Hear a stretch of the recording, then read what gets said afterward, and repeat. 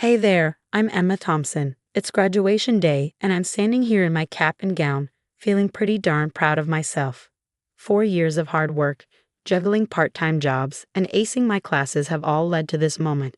But instead of basking in the glow of my own achievements, I find myself watching my twin sister Olivia soaking up all the attention, again. Oh, Olivia, you look absolutely stunning. My mom, Linda, gushes, fussing over Olivia's perfectly styled hair. I roll my eyes and mutter, "Thanks, Mom. I'm here too, you know." My dad, Robert, claps me on the back. "Good job, kiddo. Your sister's valedictorian speech is going to blow everyone away." I bite my tongue, resisting the urge to point out that I'm graduating summa cum laude, while Olivia barely scraped by with a C average. But hey, who's counting, right? My best friend Jake sidles up to me, sensing my frustration. "Congrats, Em. You killed it these past 4 years." "Thanks, Jake," I reply, grateful for his support. As we line up for the ceremony, I overhear my parents whispering excitedly, "Do you think she'll like the surprise?" My mom asks. Dad chuckles. "Are you kidding? It's going to knock her socks off." I lean in, curiosity piqued. "What surprise?" They exchange a look, and Mom says, "Oh, nothing for you to worry about, Emma. Just focus on your big day." The ceremony drags on, and I can't shake the feeling that something's up. When it's finally over, we gather for family photos. Olivia, of course, takes center stage. "Mom, Dad, can we go home now?" I'm dying to know what the surprise is. Olivia chirps, bouncing on her heels. Dad clears his throat. "Well, we were going to wait until we got home. But Olivia, honey, your mother and I are so proud of you. We've got a little something special to celebrate your amazing achievement." My stomach drops as I watch them hand Olivia an envelope. She tears it open, her eyes widening. "Oh my God, a beach house? You guys bought me a beach house." I stand there, stunned, as Olivia squeals and hugs our parents. Jake puts a comforting hand on my shoulder, but I barely feel it. All I can think is, what about me? As if reading my mind, Dad turns to me with a forced smile. "Don't worry, Emma. We didn't forget about you. Your gift is waiting at home." The ride back is a blur of Olivia's excited chatter about her new beach house. When we finally pull into the driveway, I spot something leaning against the garage. My heart sinks as I realize what it is. "Tada," Mom says, gesturing to the beat-up bicycle. "We thought this would be perfect for you, Emma. It'll teach you the value of independence." I stare at the rusty chain and worn tires, feeling like I've been punched in the gut. 22 years of being the responsible, hard-working daughter, and this is what I get. As Olivia bounces inside to call her friends, I turn to my parents, fighting back tears. "Are you serious right now?" Dad's face hardens. "Now, Emma, don't be ungrateful. This is a valuable lesson in." But I've stopped listening. All I can think is, how did I end up here? I force a smile, but inside, I'm screaming. Dad launches into a lecture about hard work and self-reliance, as if I haven't been doing exactly that for years. Later, I escape to the backyard, fighting tears. Jake finds me there. "Em, that was messed up," he says, sitting beside me. I spill everything, years of favoritism, feeling invisible. Jake listens, then says, "You need to confront them." "What's the point?" I sigh. "Standing up for yourself. You deserve better." His words give me courage. I march inside, finding my parents in the kitchen. "Can we talk?" Dad looks annoyed. "About what?" I take a deep breath. "About how unfair this is. I've worked so hard, and you act like Olivia's the only one who graduated." Mom scoffs. "Oh, Emma, not this again. You've always been jealous of your sister." "Jealous? I'm not." Dad cuts me off. "Your sister knows how to appreciate what she's given. Maybe if you stopped comparing yourself." "I'm not comparing. I'm asking to be treated equally." But they're not listening. They never do. I realize then that nothing will change. It's time to distance myself from this toxic mess. As I turn to leave, I bump into Olivia's boyfriend, Chad. He's eyeing the beach house keys like they're made of gold. "Sweet gift," he says, grinning. "Bet that place is worth a fortune." Something about his tone makes me uneasy. I head outside for some fresh air and notice a moving truck next door. A woman about my age is struggling with a heavy box. "Need a hand?" I offer. She smiles gratefully. "Thanks, I'm Sarah, by the way." As we carry boxes, Sarah mentions she's a journalist, always on the lookout for interesting stories. Speaking of that, she says, glancing towards the house, that party looks pretty intense. Family drama. I hesitate, then find myself spilling the whole story. Sarah listens intently. Wow, she says when I finish. That's quite a story. Have you ever thought about sharing it more widely? Sometimes shining a light on these situations can lead to change. I shake my head. I wouldn't even know where to start. Sarah hands me her card. Well, if you ever change your mind, give me a call. Stories like yours deserve to be heard. As I head back inside, her words echo in my mind. Maybe it is time to speak up, not just to my parents, but to anyone going through something similar. I look at the bicycle leaning against the wall, then at Sarah's card in my hand. For the first time today, I feel a glimmer of hope. Maybe this rusty bike will take me further than anyone expected, straight out of this toxic environment and into a future I control. 6 months later, things are finally looking up. The tech startup I joined is growing fast, and I'm growing with it. My tiny apartment isn't much, but it's mine, and that's what matters. My phone buzzes.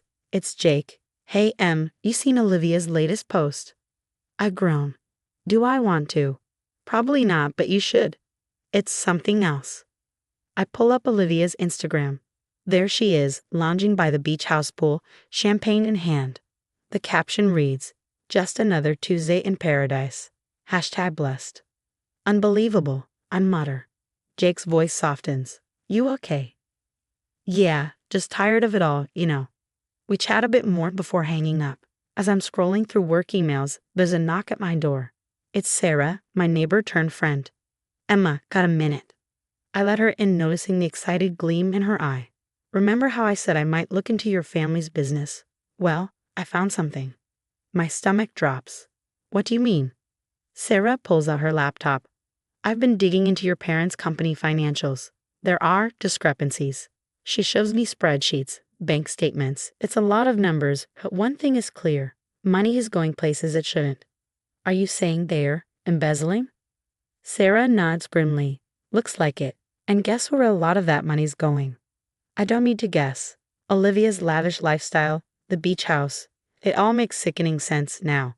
I can't believe this, I say, but part of me isn't surprised at all. I'm sorry, Emma. I thought you should know. After she leaves, I sit in stunned silence.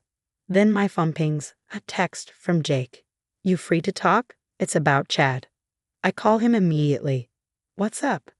Jake's voice is tense. Remember how I said I'd keep an ear out about Chad's business ventures? Well, I heard from a buddy in finance that the new company he's starting, it's a total scam. My heart races. Are you sure? Positive. And rumor has it he's trying to get Olivia to invest big time. I think of the beach house, how proud Olivia was. She wouldn't be stupid enough to use that as collateral, would she? Jake's silence says it all. I've got to warn her, I say. Em, wait, think about this. After everything they've done. I know, but she's still my sister. I hang up and stare at my phone, Olivia's number on the screen. Then another Instagram notification pops up. It's Olivia again, this time with Chad. They're holding champagne glasses, beaming. The caption, exciting new ventures ahead. Can't wait to share our success. #PowerCouple, #invest in your future. My hand falls to my side. She wouldn't believe me anyway. I think about my parents stealing to fund their golden child's lifestyle, about Chad ready to scam his own girlfriend. Maybe it's time to let them all face the consequences of their actions. I pick up my phone again, but this time I don't call Olivia. Instead, I text Sarah. About that story you wanted to write, I'm ready to talk. It's been a whirlwind few months since I made the decision to speak up. The anonymous tip to the authorities about Mom and Dad's embezzlement set off a chain reaction I never could have imagined. Now, I'm sitting in my office, staring at my phone as news alerts keep rolling in. Thomson Tech under federal investigation. CEO Robert Thomson and CFO Linda Thompson indicted on multiple charges of financial fraud. My hand shakes as I scroll through the headlines. Part of me still can't believe it's real. A knock on my door startles me. It's Jake, concern etched on his face. You okay, Em? I nod, not trusting my voice. Have you heard from Olivia? I shake my head. Not directly. I pull up Olivia's Instagram. Her last post, from just a few hours ago, is a far cry from her usual glamour shots. It's a picture of a for sale sign in front of the beach house.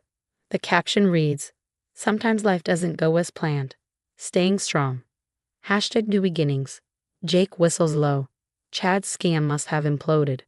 Looks like it. Last I heard, she was in pretty deep. My phone buzzes. It's Mom. I stare at it torn. "You don't have to answer," Jake says gently. I take a deep breath and pick up. "Hello?" Mom's voice is frantic. "Emma, thank goodness. We need your help. The company's facing an audit and what, Mom? You want me to lie for you?" No, of course not. We're sorry, Emma, for everything. If you help us through this, we promise things will be different. We'll treat you and Olivia equally, we swear." I laugh, but there's no humor in it. Now you want to treat us equally when you're facing jail time. "Emma, please. We're your parents." "No, Mom. You made your choices, and now you have to live with them. Goodbye." I hang up, my hand shaking. Jake puts a comforting hand on my shoulder. "You did the right thing, Em." Weeks pass. The news is full of my parents' trial. They're eventually charged with multiple financial crimes, their reputation in tatters. Through it all, I throw myself into my work. My bosses notice, and soon I'm offered a promotion. With my new salary, I start looking at houses, not beach houses, but solid, modest homes I can call my own. On moving day, Jake and Sarah are there, helping me unpack. As we sit on boxes, eating pizza and laughing, I realize something profound. These two, my best friend and the neighbor who became so much more, they are my real family now. Later, as I get ready for bed, I catch my reflection in the mirror. For the first time in years, I really look at myself. I see strength. I see resilience. I see a woman who finally understands that true independence and self-worth don't come from other people's approval or material possessions. They come from within. I smile at my reflection, feeling a sense of peace wash over me. Tomorrow's a new day, full of possibilities, and for the first time in my life, I'm truly excited to see where my path will lead. The story has come to an end, but I have a question for you. If you were in my shoes, would you have warned Olivia about Chad's scam, or let her face the consequences of her choices? Was I right to let her learn the hard way, or should family loyalty come first no matter what? Share your thoughts in the comments below.